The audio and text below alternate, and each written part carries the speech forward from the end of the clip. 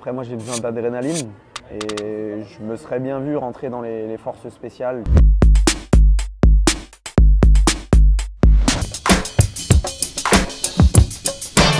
Je vais dire les tournois quand j'étais jeune. Mon premier tournoi avec le FC Nantes quand j'étais en poussin. On avait fait un tournoi en salle dans le nord de la France et c'est mes premiers vrais souvenirs. J'ai une famille de footeux, donc on regardait beaucoup de matchs à la télé. Ce serait vous mentir de vous dire que je me rappelle de la finale de la Coupe du Monde 98 parce que j'avais 4 ans et j'ai très peu de souvenirs. Mais ouais, je pense l'équipe de France à la télé dans les années 2000. Je suis quelqu'un d'assez calme généralement, donc j'arrive à me contrôler et pas trop être colérique. Je me mets rarement vraiment en colère. Et franchement, j'en ai pas le souvenir. Après, je déteste les injustices. Et si, je veux dire, j'étais très en colère quand Nantes-Paris, on avait joué contre Paris et monsieur Chaperon avait taclé notre défenseur central. Et on avait pris carton rouge, on avait pris tout ce qui s'en suivait. J'avais eu un peu de mal à gérer les émotions. Mon parcours sportif, voilà, parce que c'est jamais facile de percer dans ce milieu-là et voilà, un petit gamin qui a fait ses classes et qui a toujours voulu progresser, toujours travailler et qui a réussi. Donc voilà, je suis fier de ça et fier aussi de ma famille.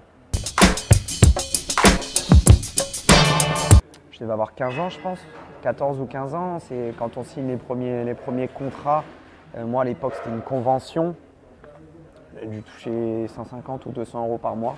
J'étais très content parce que je vivais chez mes parents, c'était de l'argent de poche et j'en faisais bon usage. J'achetais des jeux vidéo, je sortais quand j'allais manger par exemple avec des copains, parfois je pouvais les inviter, ça me faisait plaisir.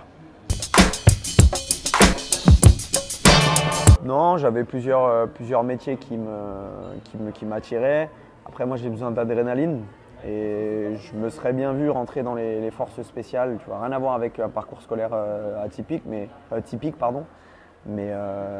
ouais, dans un groupe comme GIGN, tu vois, moi j'ai besoin d'adrénaline de toute façon, donc je pense que ça m'aurait plu. Après j'aurais peut-être pris un autre chemin, mais c'était un truc qui me faisait envie. J'aime tout ce qui touche aux forces de l'ordre. J'aime bien regarder ces films-là, les documentaires. C'est pas une passion non plus, hein, mais c'est tous ceux de toute façon qui servent à la patrie. Que ce soit les forces de l'ordre, que ce soit les pompiers, les ambulanciers, tout le monde, moi je leur tire mon chapeau, donc dès que ça touche à ça, j'aime bien. Je vais pas être très original, je vais dire les jeux vidéo. Je me débrouille pas mal. J'ai réduit quand même parce que voilà, il faut bien que je donne du temps à d'autres choses aussi.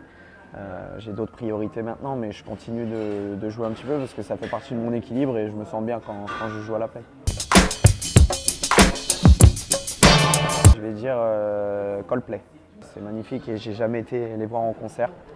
Et j'ai vraiment envie de voir ça avant qu'ils arrêtent. Mais le problème c'est qu'avec nos dates et tout de reprise, ça colle pas souvent. Mais je veux le faire, c'est un truc, je suis carrément prêt à rater un jour d'entraînement je pense. Mais vraiment pour te dire à quel point j'ai envie de le faire. Voilà, tu veux m'attirer les problèmes toi. Franchement, si on regarde les entraîneurs que j'ai eu que des grands entraîneurs. Ou presque. Mais je vais forcément citer Michel Derzakarian qui m'a lancé en professionnel. On n'oublie jamais le coach qui te lance en professionnel. Et après, franchement, j'en ai eu beaucoup. J'ai eu Ranieri, j'ai eu Conceição aussi, qui avait une manière de travailler que j'aimais beaucoup. Je suis arrivé à Marseille, on a eu Villas-Boas, Sampaoli, Tudor. On a que des grands coachs. Et je sais que c'est un privilège de travailler avec ces gens-là parce que peut-être que là je ne m'en rends pas compte, mais quand je serai un peu plus vieux, je me dirais ah ouais, tu as vraiment appris avec ça, j'aurai plus de recul pour m'en rendre compte. C'est un peu dur de sortir à Marseille quand tu es joueur. Tu sais que voilà, forcément les gens vont te reconnaître. Donc et en plus de ça, je suis quelqu'un de casanier, donc je sors pas trop. Maintenant, il y a un truc qui est incroyable à Marseille, c'est les calanques. Franchement, toutes les calanques, elles sont magnifiques. T'as Envo, t'as Sormiou, t'as Porpin, enfin, tu les fais toutes, elles sont toutes magnifiques. Et là-bas, tu marches, bon, on est obligé de se camoufler un peu, tu mets une casquette ou une capuche, mais t'es tranquille et c'est, je sais pas, c'est des paysages de carte postale. Le temps, c'est de l'argent. Pour moi, c'est le dicton le plus vrai qui existe. C'est une très très grande fierté de porter ce brassard. Quand on regarde les noms de ceux qui ont porté ce brassard, c'est quand même très beau. Et je suis très content. Maintenant, je ne m'arrête pas à ça. Je sais que c'est un morceau de tissu autour du bras. Ça représente beaucoup pour certains. Mais pour moi, ça veut juste dire que voilà, le coach sait qu'il peut s'appuyer sur moi, que je suis un relais pour lui et pour discuter. Quand il a des consignes à donner, il sait que voilà, je peux faire comprendre ça à mes partenaires. Et ça s'arrête là. Je suis très fier, mais ce n'est pas non plus un accomplissement. Je pense qu'à partir du moment où tu te dis « Ah ouais, je suis arrivé là, c'est quand même beau ce que je fais », c'est que tu es déjà mort. Moi, je vis mon truc, franchement. Le rythme qu'on a, bon là, malheureusement, ça va se calmer un peu. On n'aura pas de match de Coupe d'Europe. Mais quand tu as le rythme qu'on a, tu fonces tête baissée, tu rentres chez toi, tu dors, tu manges, tu passes un peu de temps avec ta famille, tu t'entraînes, tu joues. C'est ça ta vie. Donc tu n'as pas le temps de réfléchir à tout ça. Et en vérité, j'ai de la chance d'avoir un équilibre autour de moi avec ma famille, mes amis et tout. Je les ai depuis que je suis tout petit. Je n'ai pas changé ce noyau-là. Et jamais ils m'enflamment, jamais ils vont me dire putain c'est bien et tout ce que tu fais, machin. Ils sont comme ils sont avec moi et ça m'aide beaucoup parce que je pense avoir jamais pris la grosse tête et je sais que ça n'arrivera pas parce que je vois pas comment ça peut arriver. Je laisse rentrer personne. Déjà parce que je suis quelqu'un de très méfiant et que pour moi, c'est un peu égoïste ce que je vais dire, mais j'ai besoin de personne. J'ai mes amis, j'ai ma famille, j'ai ma conjointe, j'ai mon noyau. Après oui, je suis pas le mec si je te rencontre, je sais pas moi, à un événement ou quoi, je vais pas te dire qu'est-ce que tu fais, me parle pas. Je suis pas du tout comme ça. Mais c'est juste que pour moi, j'ai pas besoin de faire rentrer des personnes dans mon intimité à l'heure actuelle. Peut-être que je changerai dans quelques années, mais pour l'instant, c'est peut-être aussi une protection. Il y en a beaucoup qui voient un intérêt en nous et qui se disent, rien que ça, c'est tout bête, hein, mais dire « Ah ouais, mais moi c'est mon pote, je suis pote avec lui », rien que ça.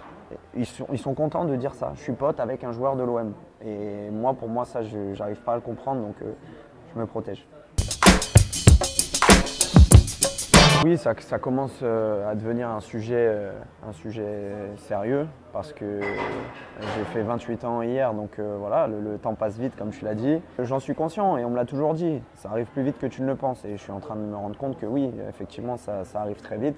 Donc oui, j'y pense, je ne suis pas inquiet pour mon avenir parce que je sais que je pourrais faire différentes choses. Je suis en train d'y réfléchir, je discute avec ma famille, avec ma conjointe pour chercher des projets qui peuvent me plaire, nous plaire. Et puis j'ai aussi fait des investissements qui me permettent de voir l'avenir un peu plus tranquillement.